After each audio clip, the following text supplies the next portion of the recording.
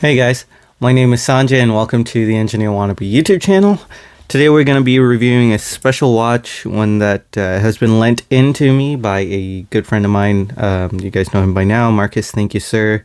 Thank you for the Rolex GMT Master II Pepsi. So I'm not a Rolex guy, just to give you guys some context, I'm not a Rolex guy, but I have a lot of thoughts about this watch. We can talk about prices.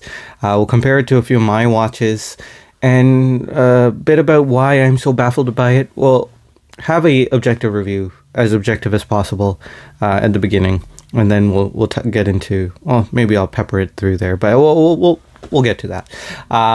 But first, a wristwatch check. Another GMT. The only GMT in my collection is actually a Quartz 9F GMT from Grand Seiko, so I thought it'd be fitting to wear it. This is the SBGN 029. Got it recently, so enjoying it so far. Another thing I want to mention is that you are infinitely valuable. I do hope you know that.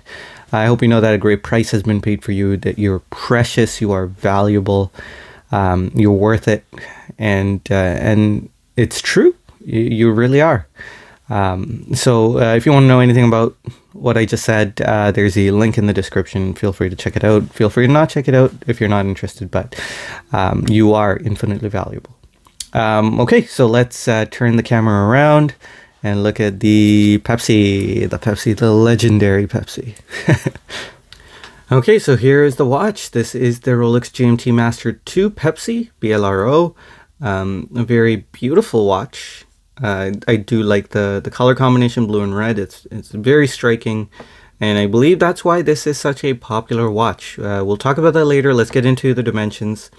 It's a 40 millimeter diameter watch. I measured it at 12 millimeters thick. The lug to lug is 47 millimeters. The lug width is 20 millimeters. And this watch size to a 6¼ inch wrist is weighed in at 135 grams. So very comfortable watch to wear. Very pleasant feeling on the wrist as well. Let's talk about this case. No detailing or anything on the case. There are no bevels on the sides or anything like that. Very industrial case. You got polished sides, brushed top, and a very slab side as well. The sides don't have any contours or curvature other than this lateral contour, which follows like the curvature of the dial ever so slightly. So it has this beefy feel to it. The bezel here is a bidirectional bezel to track multiple time zones. It is a ceramic insert, and it has platinum infill. I believe it's platinum. The hands and the indices are white gold, which is definitely worth mentioning. The movement of this watch is the 3285. It's got 70 hours of power reserve. It's a jumping hour GMT, or a traveler's GMT, meaning you can set the hour hand independently of the GMT hand, and the way you cycle through the date is by jumping the hour hand. So you can go backwards or forwards, but setting the date can be a bit of an event. If you're used to GMT watches, that's probably not a big deal. Oh, so crisp. That's the one thing I mentioned about the Explorer 2. The movement is just so solid. Every click is just feels like a gunshot. I know I'm exaggerating there, but every click is so snappy, just perfect and precise, and it's just very, very pleasant. I've never experienced anything like that before. Like I mentioned, I'm an outsider. I've got some experience with Rolex, but I'm not necessarily attracted to them. But let me tell you, the GMT hour hand feel is far superior to this this Grand Seiko 9F GMT. Now, this is no slouch if you don't mind quartz. I know a lot of people, watch enthusiasts, turn their nose up at quartz, but yeah, I mean this feels good. But there's play in the hour hand. There's just a little bit less refinement. So here, every jump of the hour hand feels so good, and it's just a little detail, right? It's not like you're gonna be setting this 100 times a day or anything, and it's not a deal breaker or deal maker, but it is just one of those details that you can every time that you can just appreciate. The crown is a screw down crown. You got a Jubilee bracelet here. It can be paired with a Oyster bracelet as well, but this one's a Jubilee and it has an easy link on the fly adjustment, I suppose. And on the inside you can resize this bracelet. You can change the anchoring point. You can tell Marcus wears his watches, and something I love about him.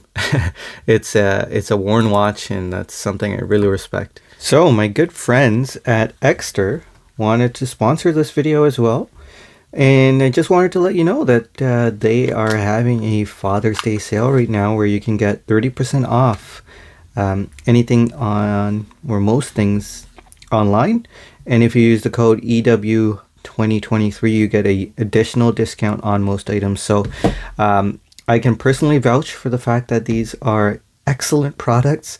This is their Vachetta Parliament wallet that I've been using for over 6 months. You can see that it's aging absolutely beautifully. The card fanning mechanism is working perfectly, and I do that incessantly. They have a card holder over here in multiple different finishes, some really cool ones, and of course the key holder. Excellent product. I didn't know I needed it until I used it. So lots of cool stuff out there. I even used their weekender bag. All these things were sent to me for free by Extra, just so you know. Don't get any of the products if you don't want it. I can personally vouch for them though, and if you do want the product, you are buying a good one.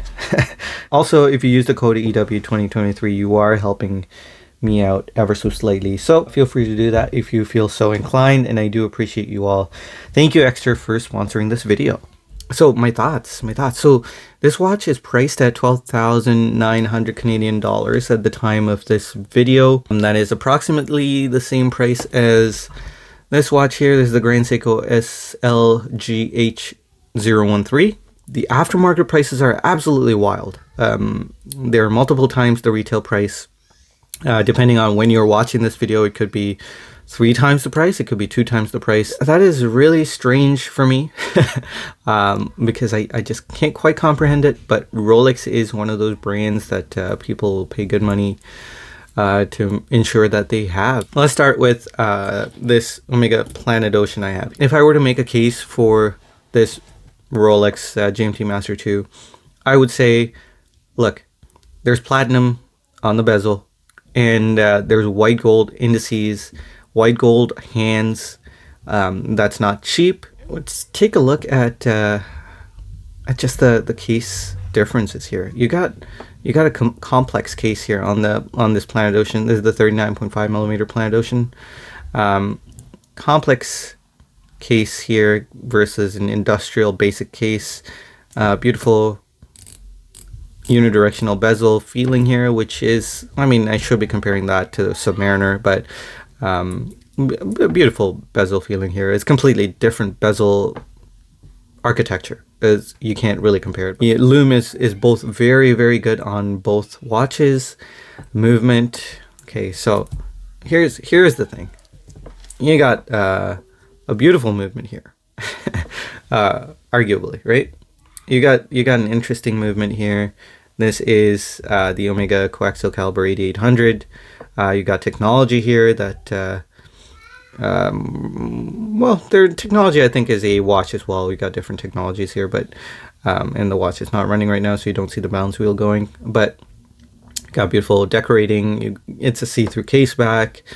It's just a lot going for this guy here. Here you can't see anything, but you've got a 3285 movement. This is GMT. This is not GMT. Okay, it's a wash, I'd say, right? I don't know.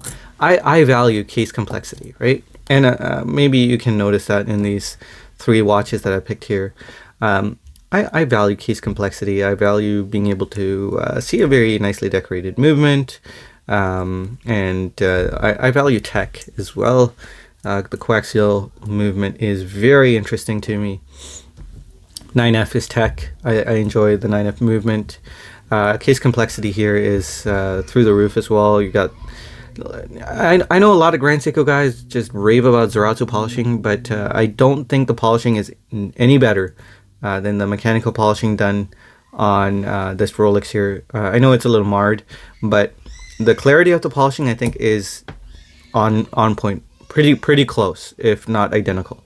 Now the thing though here is there's a complex curvature contours here in multiple axes. So you got a complex shape going this way, complex curve, or not a complex curve, but a curve going this way, curve going this way. Very hard to do, and it's done by hand by an artisan, which is valuable, right? It's not done by machine, so that's important to me. To me, it's important.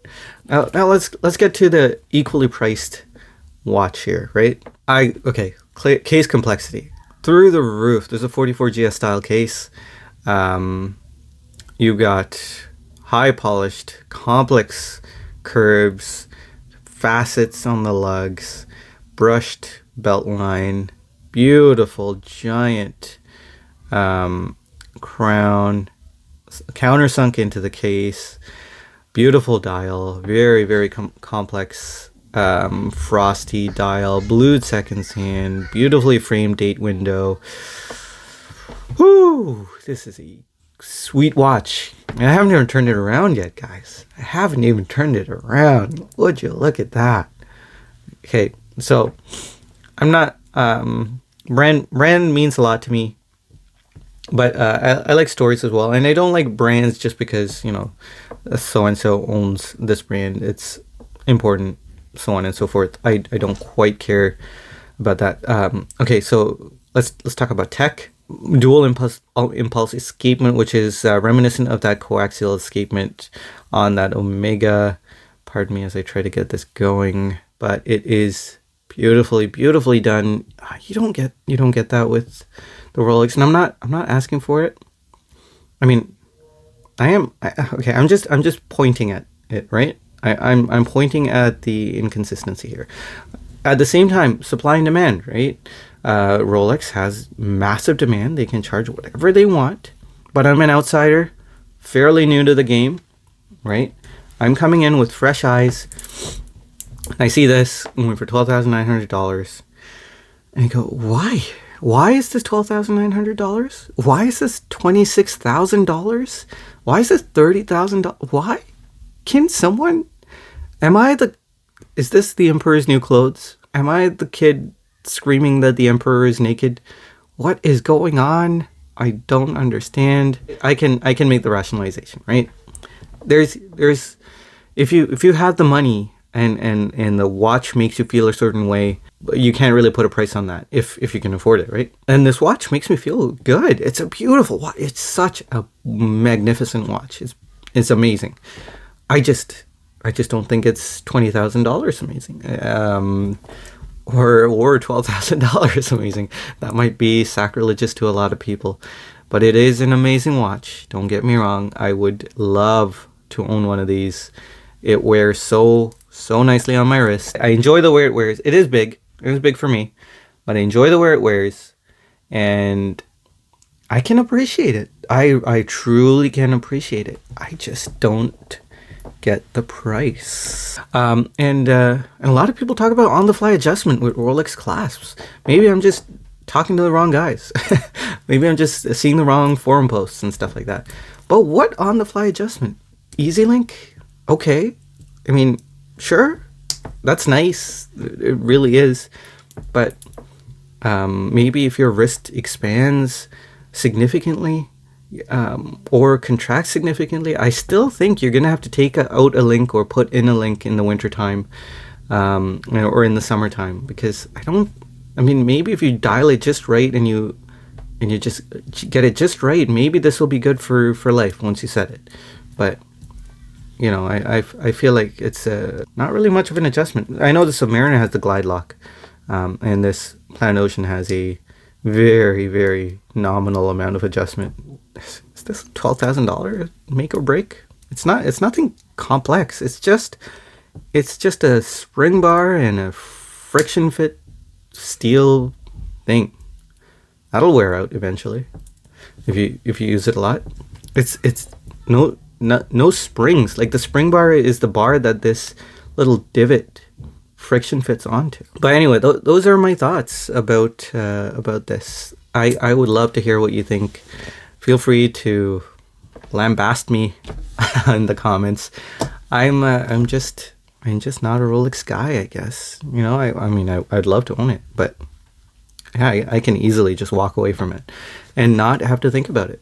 I won't think twice about this because, you know, I'll think about it and I'll remember it fondly, but I just remember the price and just go, yeah, okay, no thanks.